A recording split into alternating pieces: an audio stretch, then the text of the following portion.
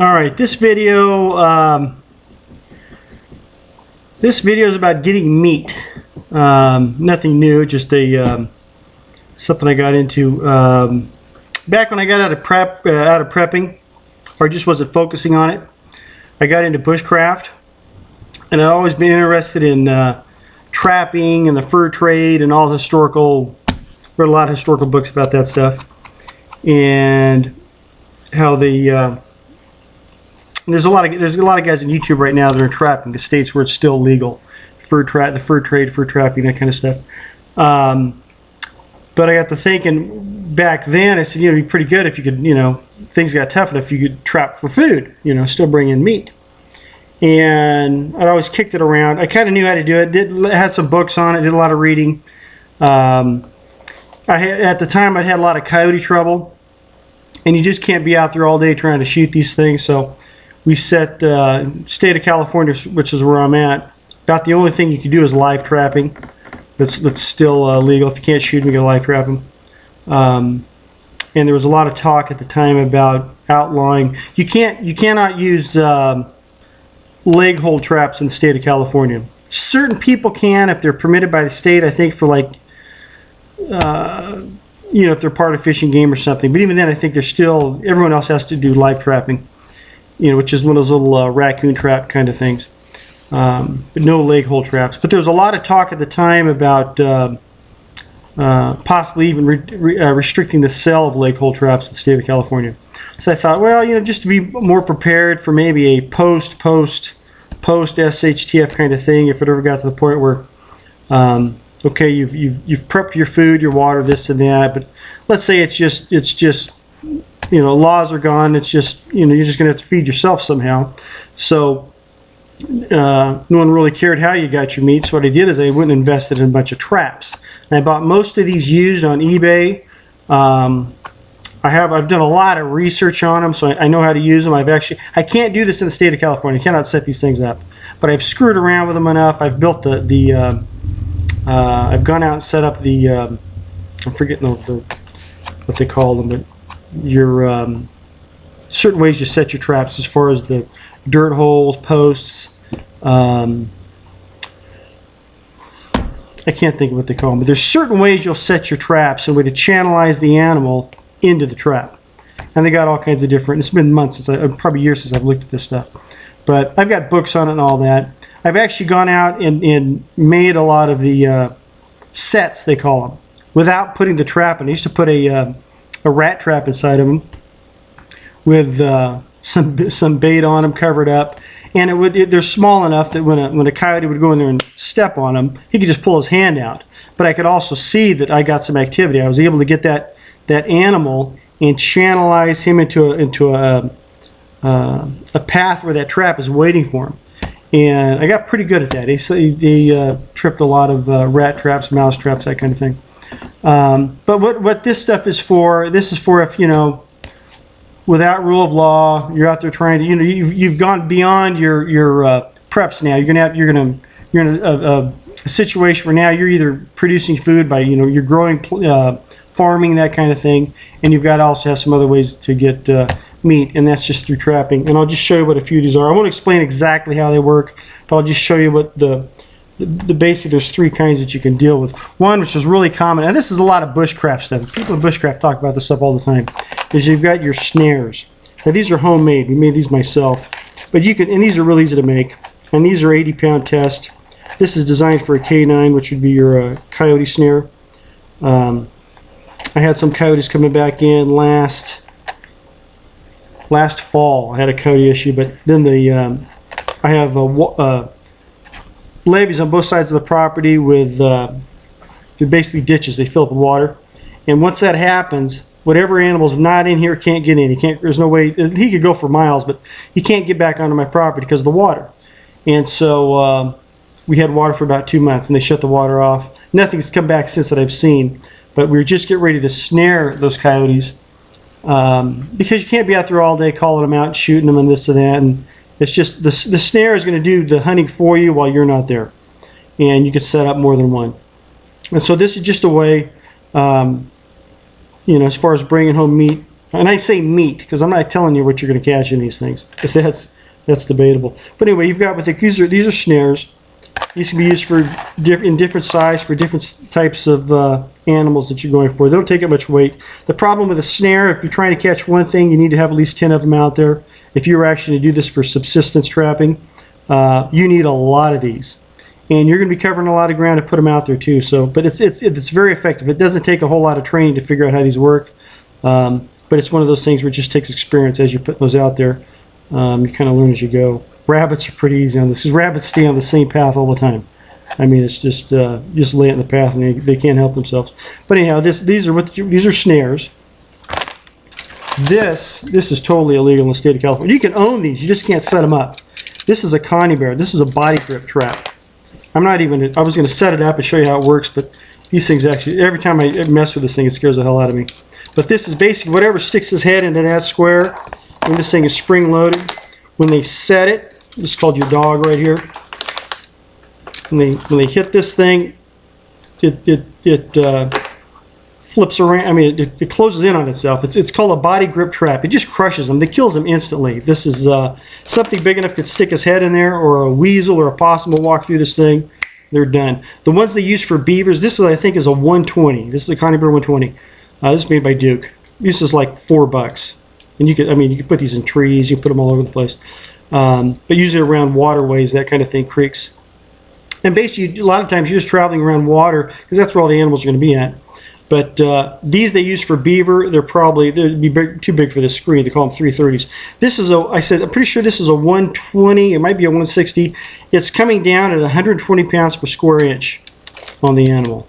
A 330 is 330 pounds. I won't even buy a 220. They can use 220s. A 330 would pretty much take your arm off. Wicked little thing here, but I mean, you got to have experience. You got to know what you're doing with these things. Right now, they're set for. I can't. This is like a weasel type animal, something like that. Possums, raccoons will fit into this real easy.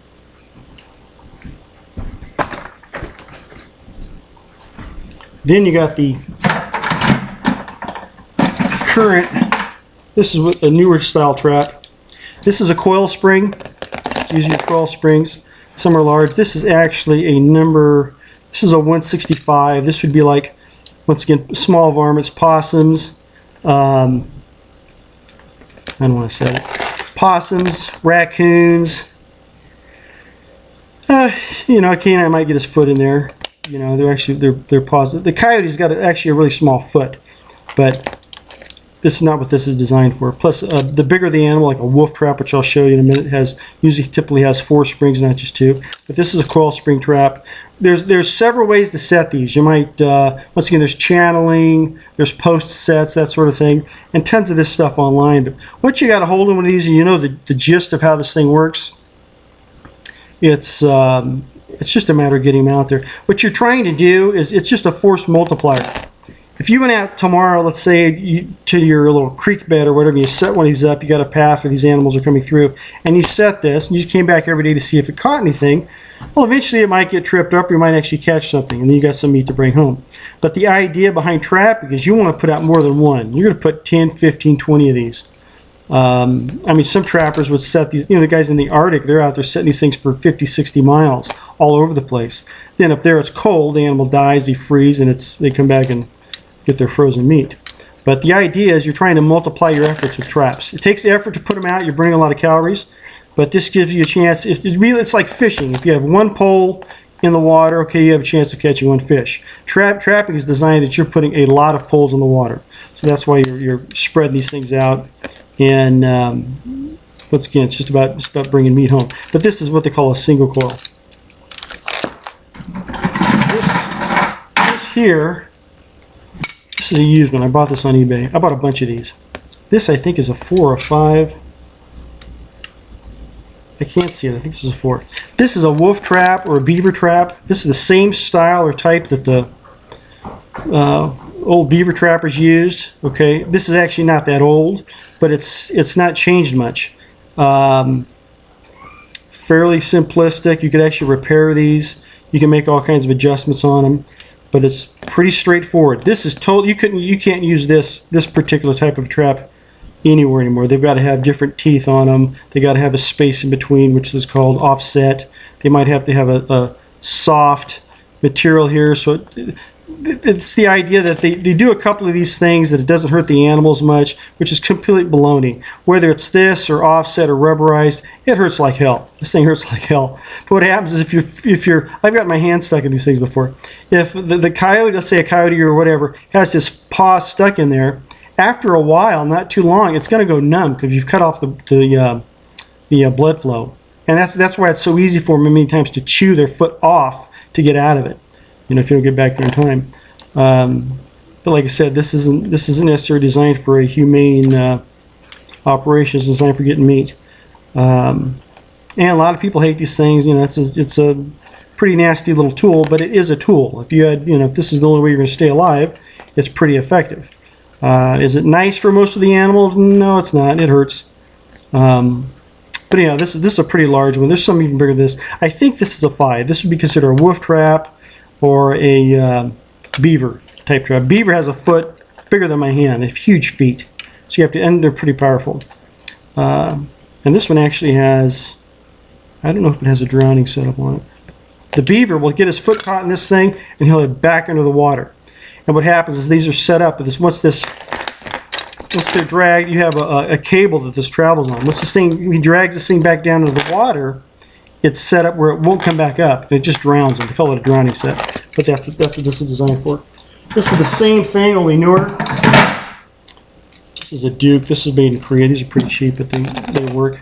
This is a smaller version of that same trap, and this is for a very small animal. This would be like a, I mean, bigger than a squirrel, but this would be like a small possum, small raccoon. The raccoons I have here, they would just make a toy of this. This thing wouldn't last a minute, but it'd piss them off. But anyhow, just what I did is I went out, I must have 60 or 70 of these things. And when I get the budget for it, I might actually buy another 60 or 70 of them. You can find these online. You can find plenty of information on how they work. You know, and I'm not talking about trapping now. I'm not talking about going out and getting in the fur trade or anything like that. But these are just meat getters. This is a force multiplier. This gives you an opportunity to get some meat caught, get it back home, and, you know, put it in a pot. I mean, our forefathers ate squirrels and all kinds of little varmints and that kind of thing. And it might come to a time when this might be the way we get our protein. But it's just something you might look into.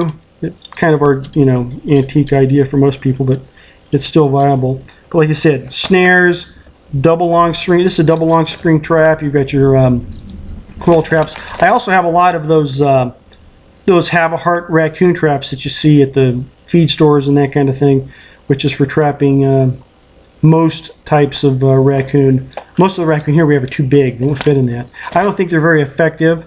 But that's just what's legal here. Sometimes we have raccoon trouble. When they get up close to the house, we'll set those traps. And the ones that stay way out in the back of the property, we won't mess with those. Just when they start getting up at the house and causing trouble, we'll trap those and put them down. Then, but that's another option here. Live cage trapping, that kind of thing. So just something to kick around. You might take a look at this if you're bored sometime. Plenty of this online. This is kind of a bushcraft idea as far as getting meat and surviving type of thing. But it has its place in prepping. You know, if we ever got that far into it, where meat wasn't available, we had to go get our own. You know, another thing I think this might work too is we may not have the opportunity to hunt meat, game, that sort of thing, because you may not be allowed to shoot. Shooting may be giving yourself away. You know, if we get into an extreme rule of law type situation, whereas this is fairly stealth unless somebody trips over it. So it's just something to consider. There's a quiet way of getting meat, but. Anyhow, hope this was helpful.